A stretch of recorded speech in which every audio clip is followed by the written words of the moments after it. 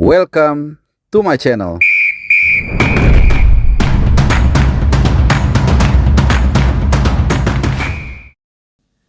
Ya, halo, selamat datang di channel Bung Harpa dan juga selamat hari Selasa teman-teman semua dimanapun kalian berada.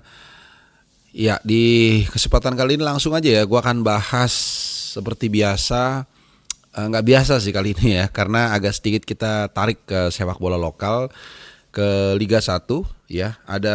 Menurut gue ini ada sebuah ironi, kita berdiskusi ya, ngobrol bareng di Bandung, tepatnya di Sijalak Harupat. Ya, ini ada dua wajah yang bisa kita lihat di pertandingan El Clasico kemarin antara Persib Bandung dan Persija yang berakhir 2-0 untuk Persib. Meskipun memang kalau kita sedikit merujuk flashback ke belakang, istilah El Clasico ini sebenarnya lebih lekat disematkan untuk pertandingan antara Persib dan PSMS. Tapi itu hanya sedikit trivia. Tapi yang mau gue bahas di sini adalah dua ironi yang kita bisa lihat di Sijalak Harupat. Satu, untuk pertama kalinya dalam 4 tahun itu pertandingan antara Persib dan Persija seluruh golnya itu diciptakan oleh pemain lokal. Ya, dalam hal ini memang yang beruntung atau yang menang adalah Persib Bandung dan 2 gol itu dicetak oleh Dimas Drajat, striker tim nasional kita yang juga sudah mulai mendapat perhatian dari Sintayong dan dari Rian Kurnia. Ini pemain baru dari Persib Bandung. Ya, jadi sejak memasuki Covid lah, mulai Covid sampai dengan sekarang itu hanya satu pemain lokal yang pernah mencetak gol ya dalam duel El Clasico ini, yaitu Rico Simanjuntak. Kalau nggak salah musim lalu atau 2 musim lalu, sisanya itu selalu pemain asing ya. Ciro, David da Silva ini paling banyak, kemudian juga Marco Simic dan sebagainya. Nah, ini satu panggung yang sebenarnya bisa menjadi juga tontonan lah ya, bahwa pemain lokal itu juga bisa berprestasi, bisa juga perform dan juga bisa berkontribusi. Tadi itu ya Dimas Drajat dan Rian Kurnia. Tapi di sisi lain juga kita lihat ada wajah lain yang yang ironi begitu ya, yang berlawanan, yaitu kekerasan yang terjadi. Nah, bahkan juga ada cedera di sana, yaitu Witan. Dan ini nanti kita akan bahas di bagian belakang. Kita akan bahas soal kekerasannya dulu. Memang kalau kita sedikit mau jujur, ini adalah rangkaian kekerasan yang terjadi di beberapa hari sebelumnya saat pertandingan antara Persib Bandung dan Port FC. Dari berita yang beredar, ini yang gue kutip dari berbagai media, baik konvensional maupun yang tidak konvensional, itu ada salah seorang bobotoh atau pendukung Persib Bandung itu yang dipersekusi ya, bahkan katanya dipukulin. Intinya ada persekusi, ditarik ke ruang ganti dan seterusnya. Intinya ada kekerasan lah yang dilakukan oleh manajemen, intinya seperti itu. Nah, kemudian aksi kemarin itu sebagai balasan. Nah, tapi gue nggak mau terjebak dalam kasuistis ya, aksi dan reaksi, karena ini biasanya seperti ada kekerasan atau tawuran ya, biasanya ya selalu mengklaim ini memulai segala macam. Ini memang ya nggak ada ujungnya. Tapi yang mungkin sedikit agak gua sesalkan itu tadi ya, di tengah sebenarnya ini adalah aksi panggung dari para pemain lokal, dan itu terjadi ya dengan 2 gol tadi yang diciptakan oleh Dimas Drajat dan juga Rian Kurnia. Tapi kemudian kekerasan ini terjadi. Ini yang sebenarnya gue sesalin ya, tanpa mau gue terjebak dengan sebab akibatnya. Karena ini biarlah nanti pihak-pihak terkait yang berurusan, Komdis, masalah hukum dan sebagainya, siapapun yang salah ya harus dihukum, siapapun ya. Dan satu, gue mungkin kalau menitik beratkan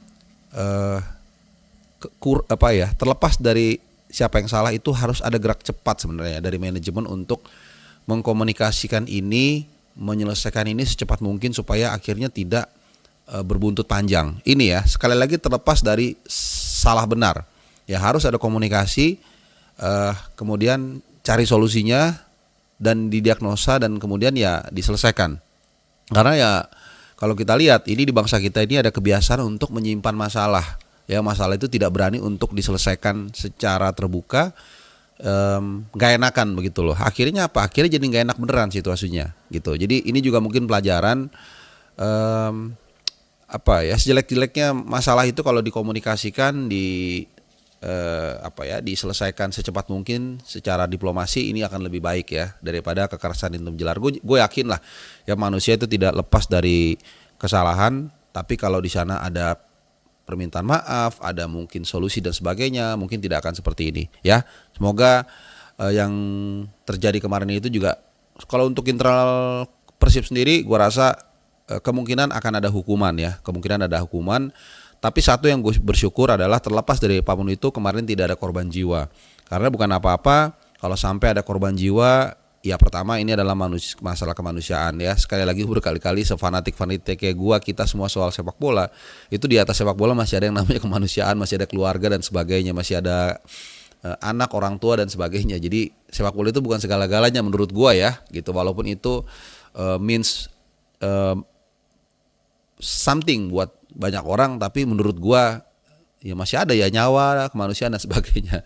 Jadi mudah-mudahan ini tidak, yang pertama gue senang tidak ada korban jiwa, itu yang pertama. Yang kedua, kita nggak tahu dalam beberapa hari ini, karena Esko PSSI Bang Arya sudah mengangkat hal ini dan akan dibawa ke ranah hukum, jadi ini agak serius juga ya. Yang pasti mudah-mudahan jangan ada dampaknya ke tim nasional kita, ke sepak bola kita, karena kita tahu di tragedi Kanjuruhan waktu itu benar-benar tidak mengubah sepak bola kita sih ya, tapi ya membuat sepak bola kita tercoreng. Dan jujur gue agak sedikit bosen mendengar kata mudah-mudahan ini yang terakhir, mudah-mudahan ini yang terakhir. Itu seperti sebuah kata naif ya.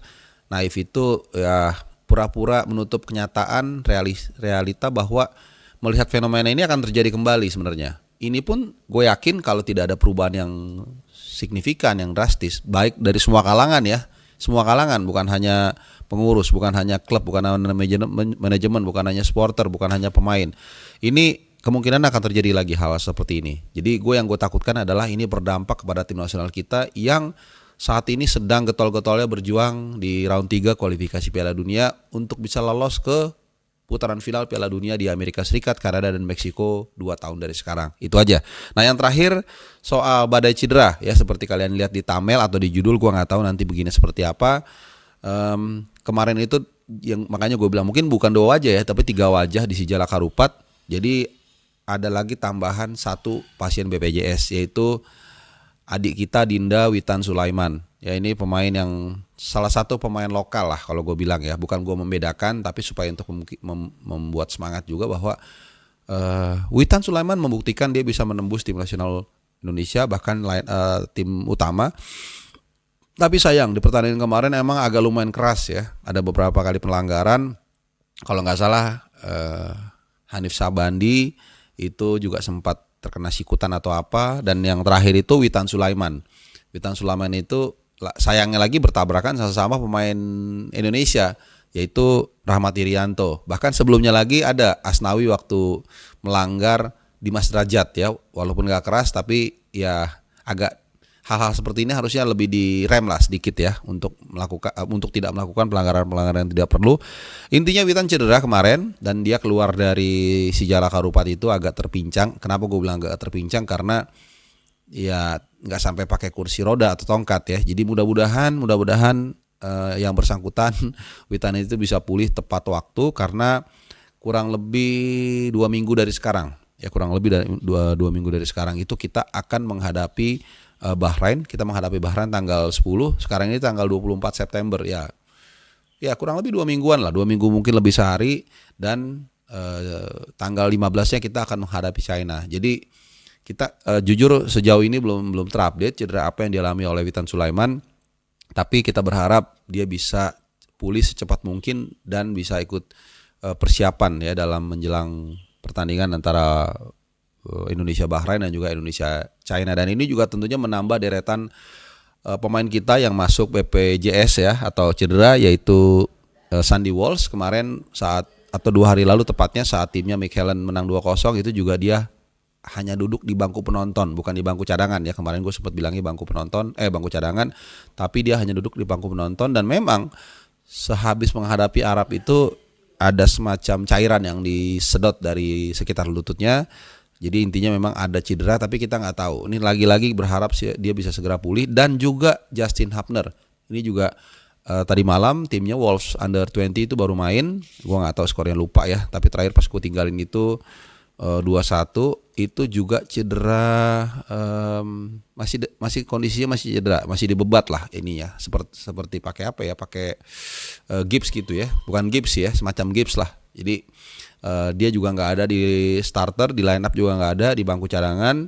Jadi sama nih, kita berharap yang bersangkutan bisa segera sembuh, dan karena kita penting posisinya sebagai CB kiri ya, gue rasa di luar Nathan dia satu-satunya CB kiri yang available ya, karena Elkan Bagot kita tahu nggak jelas ya, atau belum jelas. Oke. Silakan tinggalkan komen buat kalian yang mau memberikan pendapat. Sekali lagi ada dua wajah yang terjadi atau tersaji di sejarah Harupat. Ya mudah-mudahan tidak ada impactnya ke tim nasional kita. Tinggalkan komen buat kalian yang ingin berekspresi apapun itu. Terima kasih sudah menyimak dan sampai jumpa di edisi berikutnya. Salam sehat.